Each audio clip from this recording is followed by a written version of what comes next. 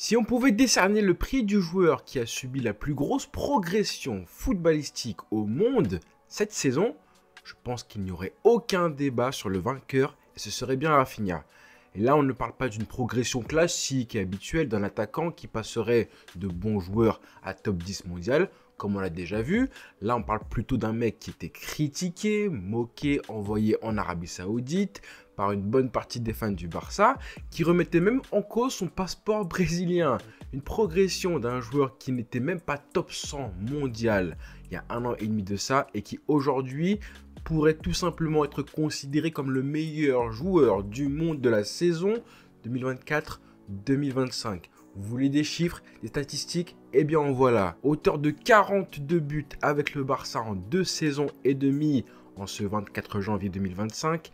Eh bien, à titre de comparaison, c'est déjà mieux que Ousmane Dembélé en 6 saisons au Barça qui avait marqué 40 buts, donc 2 de moins que Rafinha. Auteur de 22 buts et 11 pas décisifs cette saison en 30 matchs, Rafinha est le deuxième joueur le plus décisif de la saison derrière Mo Salah qui lui a inscrit aussi 22 buts mais a délivré 17 passes D. Troisième stat un petit peu taquine cette fois-ci, auteur de 8 buts. Rien que cette saison en Ligue des Champions soit autant qu'Ousmane Dembélé en 6 saisons au Barça. Il est bien évidemment deuxième au classement des buteurs de la saison derrière Lewandowski, et à ce jour, le 24 janvier 2025, Rafinha a déjà été plus décisif que Vinicius l'année dernière, la fameuse année où il devait prendre le ballon d'or, de 4 unités goal ou assist, alors qu'on en est seulement à la fin du mois de janvier. Et dernière statistique, un peu moins chambreuse cette fois-ci, pour le coup, Rafinha a directement contribué à 35% des buts du Barça cette saison. 35%, quand on sait à quel point le Barça marque cette saison, je crois qu'on en est à 94 buts.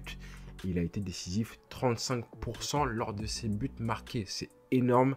Des chiffres évidemment qui donnent le tournis et qui ont réussi à le placer comme un des favoris naturels, voire le favori à l'heure où on parle pour le prochain Ballon d'Or s'il continue ainsi. C'est une première pour beaucoup d'assister à une progression aussi soudaine et fulgurante d'un joueur aussi tard, car on le rappelle, il a 28 ans à l'heure où on parle, né en 96. Donc là, on ne parle pas d'une progression un petit peu logique qui était préméditée, prévue pour un joueur qui était jeune, trop jeune et qui a progressé de manière assez rapide. Là, on parle d'un déclic, quelque chose s'est passé, à tel point qu'on se demande si le joueur n'est pas en sur-régime, s'il ne traverse pas une période où le joueur joue à 105-110% dans son niveau maximum, de son prime. Vous voyez un petit peu la chose, hein. Il y a le niveau moyen, 85-90%, il y a le prime d'un joueur qui est vraiment le 100%, il y a le sur-régime, souvent appelé le pic d'un joueur, où vraiment, là, on est face à une personne qui marche sur l'eau, qui joue un petit peu en mode pilotage automatique, de quoi logiquement se poser la question de savoir si est-ce que c'est son niveau réel et quand cette espèce de feu sacré, d'état de grâce va se terminer ou pas. Quand est-ce qu'on verra un petit déclin? Est-ce que c'est temporaire ou si vraiment on assiste au vrai niveau du joueur qu'on a aujourd'hui? Qu'est-ce qui s'est passé? Qu'est-ce qui a fait que le niveau de Rafinha explose autant? Comment est-il passé de joueur presque indésirable et flop au Barça à potentiel favori du Ballon d'Or? Eh bien, c'est évidemment le sujet de la vidéo dans laquelle on va essayer de mettre le doigt sur les raisons de la progression fulgurante du joueur. J'en ai trouvé 5 raisons principales qui me paraissent évidentes, mais je vous invite, vous, dans les commentaires, à m'en proposer d'autres, évidemment, si selon vous, j'en ai oublié, puisque après tout, on est là pour débattre. Donc c'est parti. Alors on le sait, on va l'admettre sans avoir honte de le dire, que Rafinha, ce n'est pas forcément un joueur qu'on catégorise, qu'on qualifierait de génie du football, un génie du ballon rond. Ce n'est pas Neymar, on le sait. Techniquement, ce n'est même pas Vinicius. Mais c'est peut-être justement ça qui l'a aidé dans sa carrière, parce que c'est justement ça qui a fait en sorte qu'il a forcé à travailler 2 fois plus que les autres. Et donc c'est la première raison pour laquelle je pense que le joueur a vraiment progressé, c'est évidemment le travail et la rigueur quotidienne au Barça. Justement, on sait que Rafinha, ce n'est pas un talent naturel extraordinaire, on le connaissait. À Leeds, on l'a vu jouer, avec Marcelo Bielsa, il était très bon, mais ce n'était pas un joueur dominant à l'époque, forcément il était à Leeds. À Rennes, avant ça, on l'a découvert en Ligue 1, et pour ceux qui s'en rappellent à l'époque, il est resté 1 an, et on le voyait jouer, et on n'avait pas non plus devant nous un crack générationnel. On avait un bon joueur, techniquement habile est doué. Mais à l'époque, si on nous avait dit que ce mec-là finirait au Barça, capitaine et titulaire avec le Brésil, on aurait dit que ça aurait été justement un argument parfait pour montrer à quel point le football brésilien et le football en général étaient sur le déclin. Et pourtant, il a travaillé malgré les critiques, malgré la fanbase du Barça qui voulait le vendre, qui aurait été ravi, absolument ravi de l'envoyer directement en Arabie Saoudite en échange d'un gros chèque. Il n'était pas titulaire, il était remplaçant et rappelez-vous justement à quel point il était frustré de ne pas jouer assez selon lui. Il avait 25 ans, il était évidemment à son prime, on se disait tous qu'il était un joueur confirmé, donc on attendait un petit peu qu'il monte un petit peu son niveau, qu'il se mette au niveau de l'équipe, mais pas qu'il porte l'équipe comme il le faisait. Et surtout, rappelez-vous des mots de Xavi à l'époque. On avait un Xavi qui avait comme chouchou Ousmane Dembélé, qui envoyait des compliments et des éloges tous les week-ends à Ousmane Dembélé, comme quoi c'était le meilleur ailier du monde. Il n'y avait pas meilleure preuve pour montrer à quel point dans la tête du coach du Barça, on avait un joueur hyper doué et un talent brut comme Ousmane Dembélé, et un joueur, bah écoutez, sur qui il comptait pour faire le nombre, pour entrer en jeu, être un super sub, pas grand chose de plus. L'homme de Xavi, le vrai, c'était évidemment Ousmane Dembélé. Il était même prêt à faire une équipe autour de lui. Et pourtant, Rafinha, dans la difficulté, dans la concurrence, dans l'opposition aussi, on a parlé du fait que c'est vrai que le départ d'Ousmane Dembélé a fait du bien à Lamine Yamal, mais ça a aussi fait du bien à Rafinha parce que justement, dans un premier temps, ça l'a forcé à travailler pour gagner sa place et se rendre indispensable. Et une fois qu'Ousmane Dembélé était parti, là on a eu un Rafinha qui justement a pu profiter de plus de temps de jeu. Et forcément quand vous jouez sans avoir la peur de mal faire et avec l'obligation de prouver sur le peu de temps de jeu que vous avez, quand vous n'avez plus ces problèmes-là, bah mentalement qu'est-ce que vous faites? Vous êtes plus libéré lors des matchs où vous jouez. Donc la première raison de la progression fulgurante de Rafinha, c'est tout simplement le travail, les frères. Il n'y a pas de secret. Il a accepté la concurrence, il a fermé sa bouche, il a travaillé, il a gagné sa place ensuite sur le terrain, il a prouvé et il a montré qu'il était indispensable pour le Barça aujourd'hui. Si tous les joueurs du Barça étaient comme ça, et surtout si on avait eu plus de joueurs comme ça dans le passé, pendant les années sombres du club, je pense qu'on n'en serait pas là aujourd'hui. La deuxième raison pour laquelle Rafinha a énormément progressé, c'est plus technique et tactique, c'est évidemment son poste. Je pense que Hansi Flick et avant lui, Xavi Hernandez ont trouvé du coup son poste et sa fonction idéal, les deux. D'un côté son poste, évidemment, cette espèce de poste rafistolé ailier gauche dans le demi-espace du Barça, mais aussi électron libre. Et la fonction, c'est prendre la profondeur, marquer des buts, être décisif, amener de la vitesse. C'est deux choses différentes qui se complètent évidemment. Quand il était à Leeds, il jouait ce poste de deuxième attaquant qui lui allait comme un gant. Et justement, quand il arrivait au Barça, on n'a pas retrouvé ce poste-là pour lui. Xavi, au début, le mettait côté droit. Quand Ousmane Dembélé était blessé ou justement titulaire, il entrait en jeu côté droit de l'attaque du Barça. Ça ne lui allait pas forcément parce qu'on ne revoyait pas les qualités de percussion du joueur. Il n'était pas forcément aussi habile techniquement. En gros, soyons honnêtes, on se moquait pas mal de lui parce que niveau dribble, niveau qualité technique d'élimination, le 1 vs 1, et bah c'était foirax. Et ça, Xavi a mis du temps, mais beaucoup de temps pour le comprendre que Rafinha n'est pas un soliste. Ce n'est pas un joueur que tu vas exiler d'un côté ou de l'autre et qui va faire ses choses tout seul. En gros, je vais créer du jeu et un déséquilibre à partir de rien. C'est pas un joueur comme ça, c'est pas un soliste, c'est plus un joueur de collectif qu'il faut intégrer dans le cœur du jeu parce que peu importe où il est, il va avoir un impact avec et sans ballon. Il défend bien, il attaque bien aussi, il crée du mouvement sans ballon, des appels de balles, de la vitesse, de la profondeur. Et comme je disais, Xavi a mis beaucoup de temps pour le comprendre, ça a été le cas et c'est finalement arrivé en avril dernier 2024 face au PSG, on se rappelle de son match aller. Et là, on avait les prémices, les petits prémices justement du Rafinha qui allait ensuite arriver à maturité là depuis l'arrivée de Hansi Flick. Mais déjà à l'époque, on a cette première bascule qui arrive face au PSG où il marque un doublé. Au retour, malgré le drame, c'est le meilleur joueur côté Barça de loin. Il a une espèce d'occasion qu'il manque. On s'en rappelle, malgré l'infériorité numérique, qui nous laisse encore des regrets. Et ensuite, pour finir, l'avènement, le couronnement, l'arrivée d'Hansi Flick qui a compris tout de suite que lui, ce jour-là, a besoin de liberté. Donc il est électron libre, complètement, même si quand les actions démarrent et commencent, il est plutôt placé sur le côté gauche.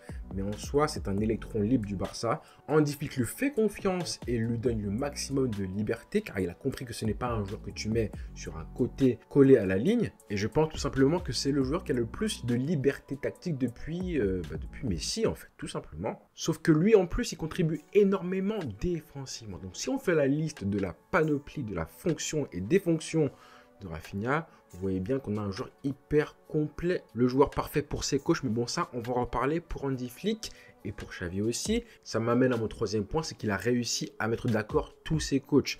Xavi Hernandez, on en a parlé, Hansi Flick récemment. Il est désormais capitaine de la Seleção, déjà. Et c'est l'occasion pour moi de vous rappeler les mots de Marcelo Bielsa à l'époque à l'égard de Rafinha. On est en 2022, juste avant le départ de Leeds vers le Barça du joueur brésilien. On a Bielsa, légende que vous connaissez évidemment, coach argentin, qui à l'époque est sur le point de perdre son joueur phare. Et il dit tout simplement que c'est une excellente décision si le joueur va au Barça, car Rafinha est le meilleur joueur de l'équipe dans tous les sens, que ce soit physiquement, il est le meilleur, techniquement, il est au niveau des meilleurs de l'équipe et l'interprétation qu'il a du jeu est très bonne, très sage. Alors Rafinha, on le connaît, il a joué avec Bielsa pendant 2-3 ans à Leeds et ça a été un joueur qui a très souvent vanté les mérites de Bielsa en disant que c'était son héros, un des professeurs et qu'il lui devait tout, absolument tout dans le football. On a même une histoire de 2021 où Rafinha était revenu d'un rassemblement avec le Brésil, une trêve internationale, un vendredi matin. Et Southampton, du coup, affrontait Leeds, l'équipe de Bielsa, le lendemain, le samedi après-midi. Et la presse avait demandé à Bielsa est-ce qu'il allait compter faire jouer Rafinha seulement 24 heures après son retour d'Amérique du Sud. Et Bielsa a été obligé de le faire jouer tellement il comptait, tellement il était amoureux du joueur. Et il l'a fait jouer le samedi en prétendant évidemment que le fait que Rafinha du coup voyage pendant de longues heures en avion au calme, au repos, c'était pas quelque chose qui était dangereux pour lui physiquement et qu'il pouvait enchaîner un voyage puis un match même s'il y avait seulement 24 heures entre les deux. Donc c'est un joueur que les coachs adorent, ça a été le cas pour Bielsa, pour Xavi finalement à la fin, même si Xavi a eu du mal à vraiment faire en sorte que le joueur soit en parfaite symbiose avec lui. On a souvent eu des espèces de petites signes de bisbille, de brouille entre les deux. Finalement, ça s'est rabiboché. Et à la fin, on se rappelle que malgré la défaite et l'humiliation face au PSG, on avait un Rafinha qui était le joueur phare du Barça qui commençait à l'être, que Xavi ne pouvait pas faire sortir Rafinha face au PSG, c'était impossible. Donc crève-cœur, il a sorti Lamine Yamal. Et que dire aujourd'hui de Hansi Flick, qui n'arrête pas de vanter les mérites du joueur.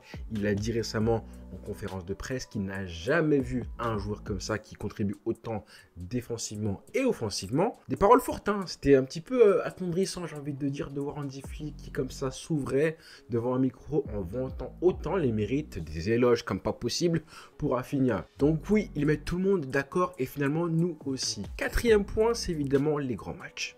Est-ce qu'on a déjà vu un joueur depuis Messi aussi décisif, important, impactant dans les grands rendez-vous? Le reproche évidemment qu'on faisait à Ousmane Dembélé. Et d'ailleurs, c'est pas pour rien que pas mal de petits malins se sont amusés après le match face à Benfica pour faire la comparaison, à imaginer si Ousmane Dembélé avait été à la place de Rafinha dans le même cas, exactement à la 95e minute, et ce face-à-face face au gardien et le crochet à faire sur Carreras. Qu'est-ce qu'aurait fait Dembélé? Avec le souvenir évidemment de ce qui s'est passé face à Liverpool en 2019. À la dernière seconde du match, on s'en rappelle. Être un grand joueur de Ligue des Champions dans les grands rendez-vous, c'est le reproche qu'on faisait à toute l'équipe, à tout le Barça en fait.